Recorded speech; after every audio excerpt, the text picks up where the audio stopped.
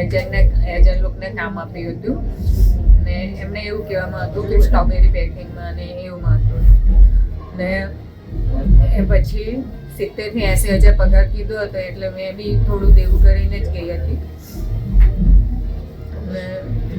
ત્યાં ગયા ને પછી જોવા જાણ્યું કે ત્યાં તો મિક્સમાંથી બેલારુસથી 350-400 કિલોમીટર દૂર ગામડામાં નાખી દીધા ને દૂધના તબેલામાં નાખી દીધા ગાવડા ભેણાનું કરવા. પછી 15 કલાકની એવી નોકરી હતી એ મારાથી નહીં થાય એટલે પછી એક દિવસ રજા પડે એટલે ત્યાં રાજીનામા મુકાઈ દેતા હતા. એવી રીતે પછી ત્યાંથી પાછી મિક્સમાં આવીને પછી છૂટક એમ તેમ જોબ કરી થોડુંક એમ તેમ કરતા હતા. પછી ઇન્ડિયન છોકરા બીજા બી બધા ત્યાં ફસાયેલા છે ને એમને એ લોકો બધા છૂટક કામ કરે એમના હાથે થોડું કામ કરે પાછા એમના હાથે થોડાક દિવસ રહે અને થોડાક દિવસ હોસ્ટેલમાં કાઢ્યા. સંપર્ક કર્યો તો શું કીધું? એજન્ટ લોકોને મેં પહેલાં કહેતી હતી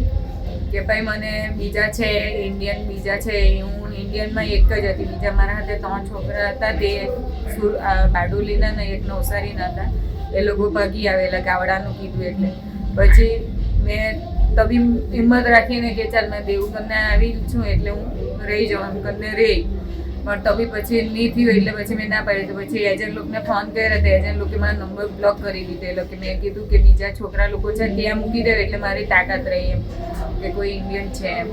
તો એ લોકો નંબર મારા બ્લોક કરી દે છે એટલે મેં ટિકિટ હારું બી કીધું તબી એ લોકો મારું સાંભળતા નહીં હતા પછી મેં સોશિયલ મીડિયામાં મારા વિડીયો બનાવીને 2 મહિના પછી મેં વાયરલ કરી મૂક્યું. એમાં ખૂબ નવસારી આવ્યા છો કેવું છે તમને? મેં મારા પરિવાર સાથે બરાબર છું અહીંયા ને મારી રકમ નહીં આપશે તો પછી હું આગળ વધા ને મારી રકમ મેં જે ભરેલા ને વાપર્યા છે તે મને આપી દે એટલી એ લોકોની મહેરબાની કેમ કે મારે ઘર બી ચલાવવાનું છે મારા છોકરાનું ભણવાનું ને બધું જોવાનું છે આખું ઘર મારા પર જ ચાલે છે